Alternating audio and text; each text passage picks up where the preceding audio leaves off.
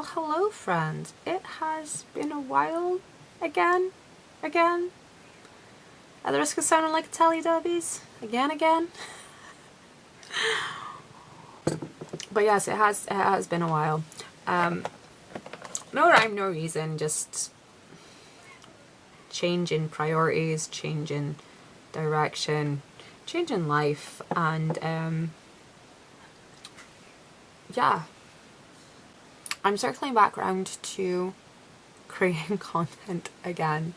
I've been working on establishing other areas of my life. Of course, working on my mental health is always the main focus and will always be the priority. If anything is upsetting my mental health, everything else is getting shelved. It's just that simple. It did, as I say, get to a very detrimental point where I did need to take drastic action, and that did mean stop anything beyond just making it through the day. But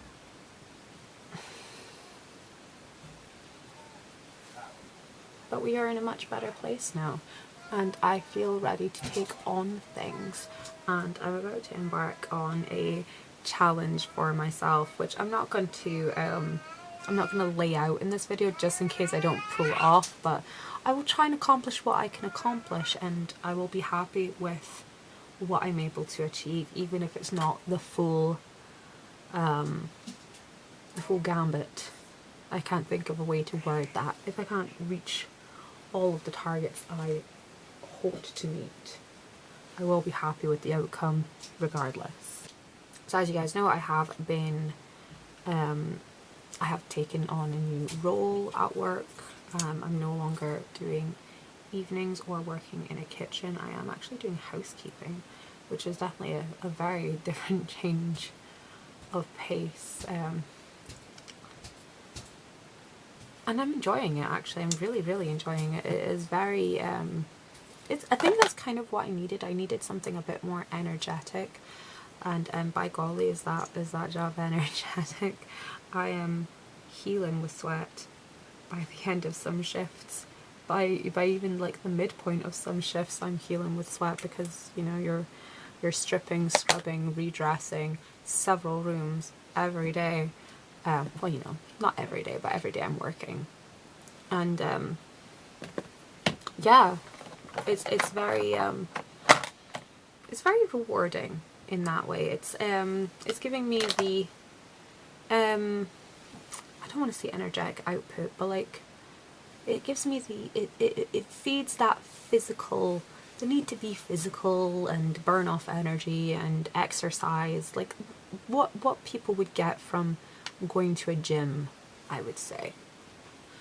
And yeah, I've lost weight, and everything is fitting a lot differently. All my clothes are fitting a lot differently. I've actually bought new clothes, and I'm getting very much into my personal style again. Like, I haven't been this into my personal style for about 2 years, and even before then it had been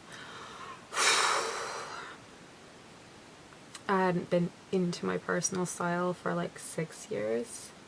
So yeah, I feel like a very solid individual right now. I don't know if that makes sense, but that's the only way I can phrase it. I feel like a very solid individual right now. I feel very whole. I feel like pieces are slotting back into place. I feel very fulfilled in most areas of life. I do definitely still get very overwhelmed at home, especially with the kids, and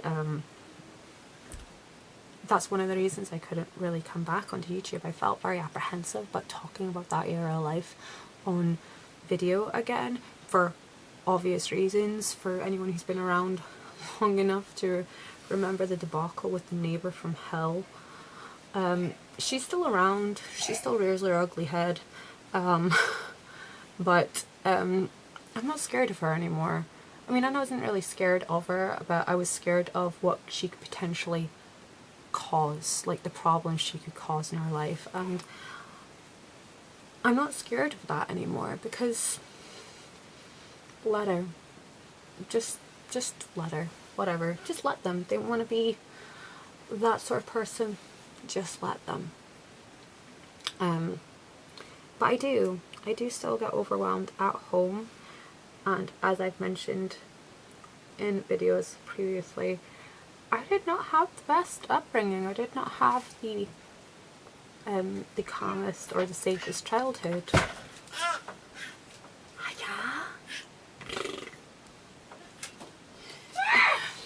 So, and it's taken me a while to get to this point to be able to admit that almost all aspects of being a parent are highly triggering to me, or at least were highly triggering to me. And because I didn't have the language to express that, I couldn't seek out the help I needed to recover and heal and be a better parent. And I'm getting there, I am, but at the moment, I felt like nothing else was working. I felt like none of the old things were working, and I felt like I was just spiraling. I was like, well, maybe I am just a really bad parent. Maybe I'm just really not cut out for this. And then I had it put up. What are you doing? And then I did that thing where I googled the things that you hope no one ever finds out you googled, like, what do you do when you can no longer cope with your children? And it pointed me to several articles and several websites about depleted motherhood syndrome, or depleted mother syndrome. And basically I'm just tapped out. I've gone from, I had major depression after my mother passing, because I was so guilt-ridden with how I was processing her passing. Then my father got ill, and then we'd had a baby in the meantime of all this, and then I had all this issues with my neighbour. I was pregnant, and things started spiraling out of there. And then we had a baby. We moved house. Well, we moved house and had the baby. He's now a year old now, and little fingers are very, very explorative at the moment. Yes, they are. And he likes bright colours and eyeshadow palettes, don't you? Mummy's gonna have to find a new place to put these things. I don't know where, but I'm gonna find a new place to put them. That's Mama. So I'm going through depression, dealing with just general childhood trauma triggers, dealing with the neighbour from hell, having now 2 under 2, as well as moving, upheaval, changing jobs. It was a lot. Like, it's a lot. And so it was a lot. And I have no one to talk to this stuff about. And whenever you talk to healthcare professionals about it, you know what their solution is? Is time away from your kids. Whilst that's all grand, it's nice to have a break. We do enjoy a break every now and then. It does not, however, fix the problem in the moment.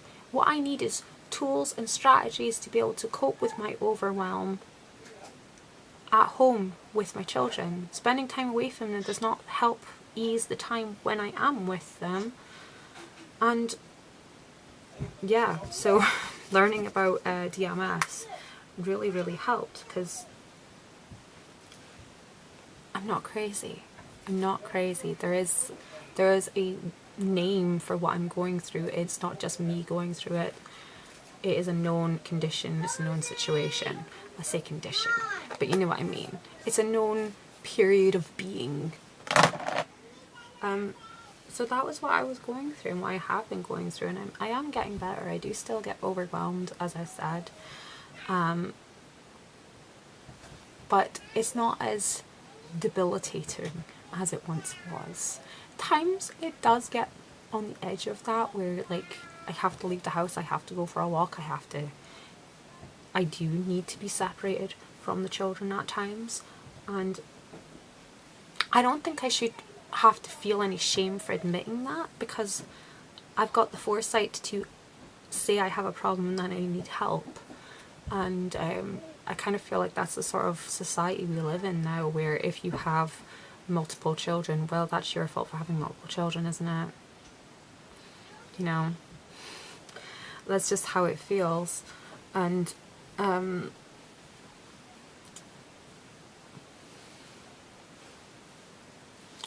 that's just how it feels. And I can dwell on that and get bogged down in it and feel down about it, or I can grab it by the horns, do what I can, and try and make the best of it.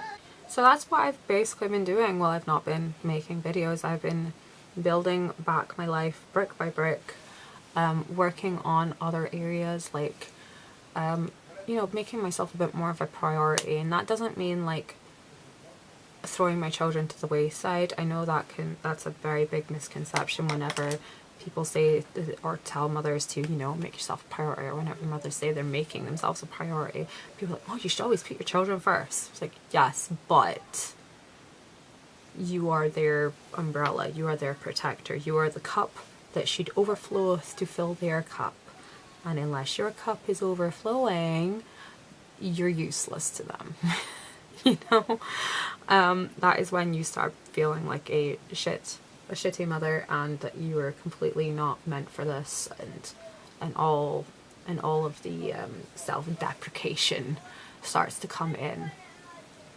Whereas if you just take the time for yourself and do the things that make you happy, even if they're just tiny little things that make you happy, and get the rest and go through the hierarchy of needs and make sure all your needs are met.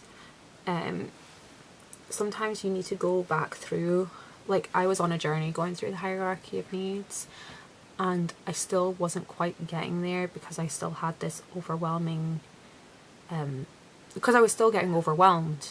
I felt like I was meeting my needs, but I was still getting overwhelmed, so why was I not settled? And the whole other factor with depleted mother syndrome is that you've reached your wit's end, you've got nothing left to give, and even when you do get yourself settled and you're hitting the marker, meeting your needs, your nervous system is at such a heightened state, like the slightest thing will set you off again. And that's the bit that I needed to focus on. Like, I'm meeting my needs and everything, but the nervous system, I need to get that under check, and that's the focus at the moment, is calming my nervous system so I'm not constantly in this heightened state. And it's had its impact, and part of healing my nervous system has been taking my focus off of home life. And don't get that twisted, like I mean that as in not getting bogged down in it, because if you focus on a negative thing, it's just going to get worse. The thing you focus your attention on will multiply. So I've taken, you know, it is what it is. We're going to repair and move on. We're not going to get bogged down in it. And I've been putting my energy into other areas and very much enjoying the results I've been getting from that. So moving on from that, I have got a bunch of videos coming up that I'm all prepared to record. I'm not making any major promises, but I am aiming for about 2 to 3 videos a week henceforth. I do have my secondary channel. Oh my god, I haven't even addressed the elephant in the room. I changed my channel name. I did. I changed my channel name. I changed it to Laura et al. Instead of makeup and mum life, mostly because I'm not that focused on makeup, and secondly, after everything that's gone over the last 2 years, I felt like this major fraud. It got to this point of like, how dare I try and rebrand myself as this motherhood coach when I'm, you know, wallowing in this pit of despair and getting constantly overwhelmed with motherhood. It just felt like this. It just felt like so hypocritical. I felt like such a fraud. When really, in one of my earlier videos, I did say that if I come out the other side of this, it means I'm going to be better armed to help other people go through the things I've gone through. But when you're in the pits of it, oh man, when you're in the pits of it, like, I was not seeing the light at the end of the tunnel, so I didn't want to have to, you know, be under that banner of setting this expectation, or giving this this, what's the word I'm looking for? Misconcept? No, misconception is the right word I'm looking for. I don't want to give this misconception of, I don't want to give off the misconception that I think I know everything about motherhood, or that I think I'm this amazing mother. I try my hardest. I really do. I try every day. Am I an amazing mother? That's not my place to decide. It's the kids will decide when they're an adult and look back whether or not I was a good mother or not. I can only try. And yeah. So I don't want to give off this this misconception of conceitedness around the topic of motherhood. And that's one of the reasons I changed the channel name. Two reasons, I suppose: not being so much into makeup anymore, and you know, not wanting to appear conceited. Same with changing my channel name on my writing channel. I'm always very multifaceted, and I always have lots of areas of interest, and I wanted to group together similar sort of topics under an umbrella. So on this channel we have Laura et al, and this is going to be basically me and life. I will talk about motherhood, I will talk about mental health, I will talk about money, I will talk about makeup here. It's just all versions of me, because et al means and others, so Laura and others, all versions of me will be here. And then Laura et al, I think I call it romantic. That's going to cover all of my reading, all of my writing, and some of my journaling aspects, because everything I do in that aspect has a running theme of romanticism. Like, I write romances, I read romances, all of my layouts are very romantic. So I just thought it was perfect and fitting. But yeah, I rebranded, and I have a new website, and I've changed my X account. I haven't changed my Instagram yet. I will get on that. But don't worry guys, I will still be doing videos on makeup on this channel. I have my inventory and stuff coming up really soon. I'm redoing my my project planning journal, because I can't for the life of me find it. I don't know where it's gone or what's happened to it, so I need to start a fresh one, which means I need to go back through all my inventory videos and write down the numbers so I can get an accurate inventory.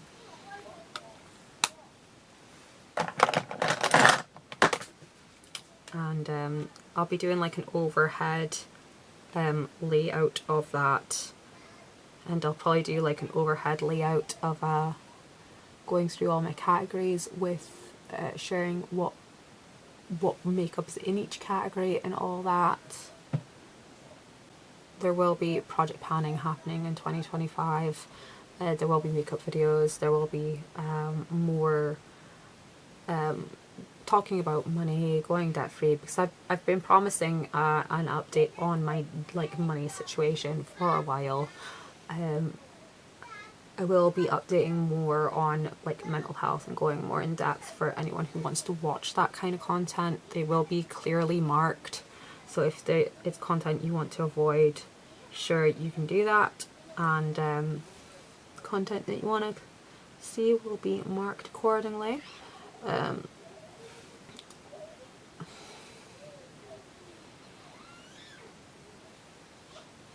I kind of thought of doing a fashion-y type videos, but I don't know how I would film them. I just don't really have the space.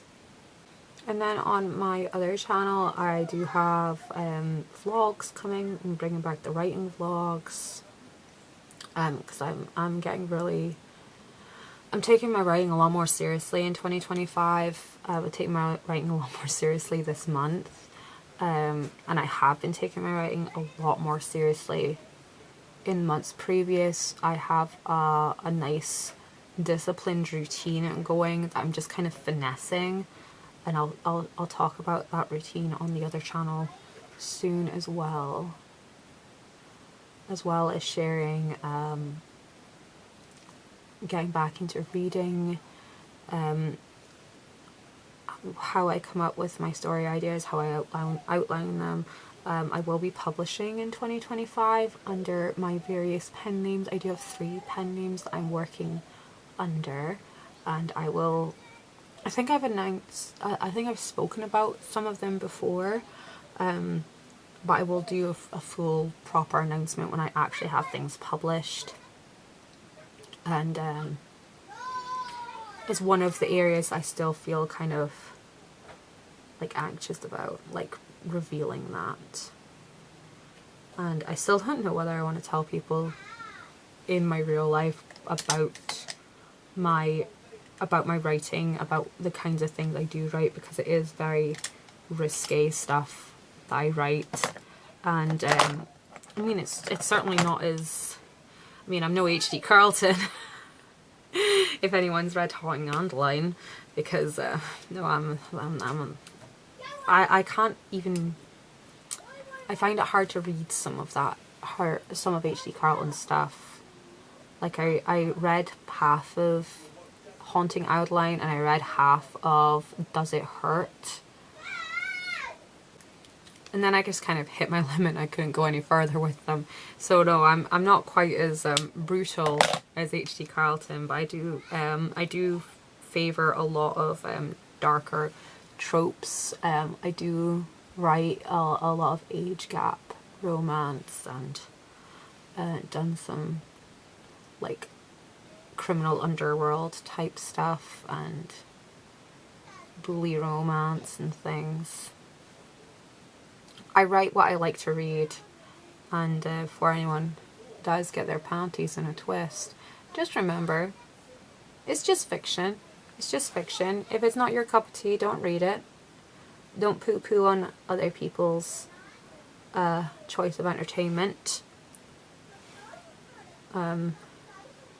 Especially when I find a lot of the people that do poo-poo on darker romance and stuff are the same people that are also into like true crime. It's like, the stuff we read is fiction. This stuff didn't actually happen. It was just cultivated in someone's dark corner of their brain. Whereas stuff true crime girlies get a kick out of revisiting actually happened to people. So, you know, make of that what you will. But I think that's slightly more sus than, you know, fantasy drug lord kidnapping someone and making them their wife to settle some old beef, you know. I'm actually really glad I made this video. I'm really glad. I feel like really chill right now, and it's been a while since I've felt this chill. To be honest, not having YouTube in my life and not having this hobby has really had like a negative impact on me. Like, not having YouTube in my life has really had like a negative impact on me, not having this as a hobby.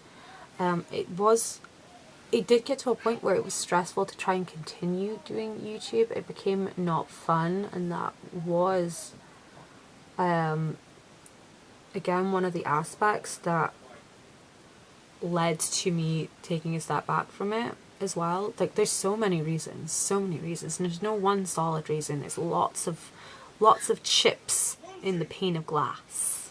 But sometimes you just need to you know, switch on the camera and warble on about makeup and nonsense and romance and like warble on about project planning and stuff, and just share your interests with like-minded people across the world.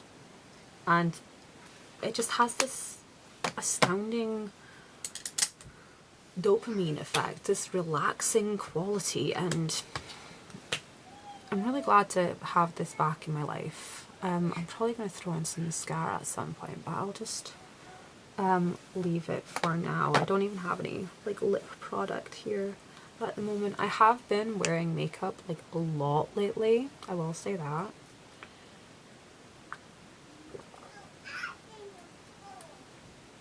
I think I've probably worn makeup more in the last 6 months than I have in the last 6 years.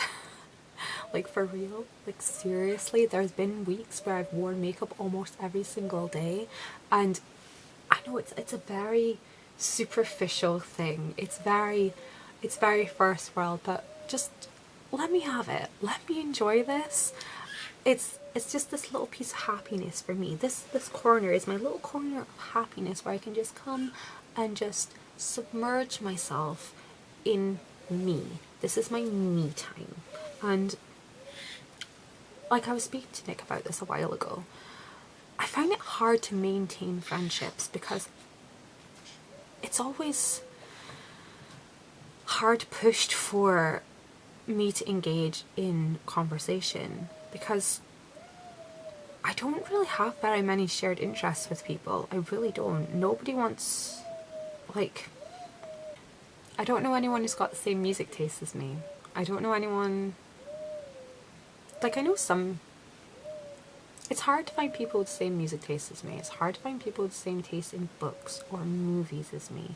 I'm not really into reality TV, and a lot of times when you engage in conversations, especially with other females, that is the topic of conversation, talking about celebrities, talking about reality TV, and I don't want to poo-poo on it for anyone. If you enjoy it, knock yourself out. I'm glad it makes you happy, but I find it's boring as all hell. I have not found very many people in my life I have found very few people that align with me and my interests enough to maintain friendships, to be honest. So being able to come online and share my interests and receive the same sort of fulfillment people would from face-to-face friendships, I'm so grateful to have it. I'm so grateful for this opportunity to make these connections. It just sounds so silly when you put it like that, but it means a lot to me to be able to do these videos. Like, it's very grounding, and it keeps me, I don't want to say, like, it keeps me stable, for lack of a better term. It's like a video, like, you know, vlogs are meant to be like video diaries. This is like my journal. It's an extension of sorting out my inner thoughts and keeping everything straight, like just offloading anything that needs to be offloaded. And I appreciate being able to do this, and I appreciate you guys watching so much. And it sucks that I got into this place where I just felt so apprehensive about it. I felt so nervous about ever putting up a video. Like there were times over the last year and a half where I'd post a video and I didn't want to go outside. I didn't want to go outside my street because I didn't know, because people around here know I make videos now. And I don't want to appear big-headed by thinking they would possibly be watching, but I don't know if they are or if they aren't. And if they are, what are they going to do with the information? And it just leads to this like anxiety spiral that made me not even want to engage with the YouTube platform. Like for a long time there, I wasn't even watching videos. I distanced myself a lot from makeup content, and I just buried myself into anything that was offline. And yeah, I made myself a little cocoon. I was like a little caterpillar in my little chrysalis, and now I'm back. Full-fledged butterfly. Flap flap.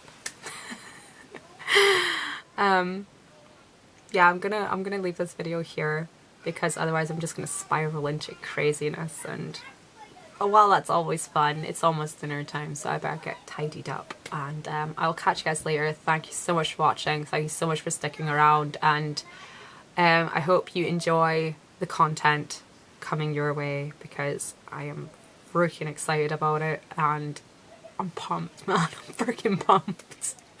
I can't, honestly, I can't. But yeah, it's gonna be awesome. So I'll catch you guys later. Thank you so much for watching, and bye bye.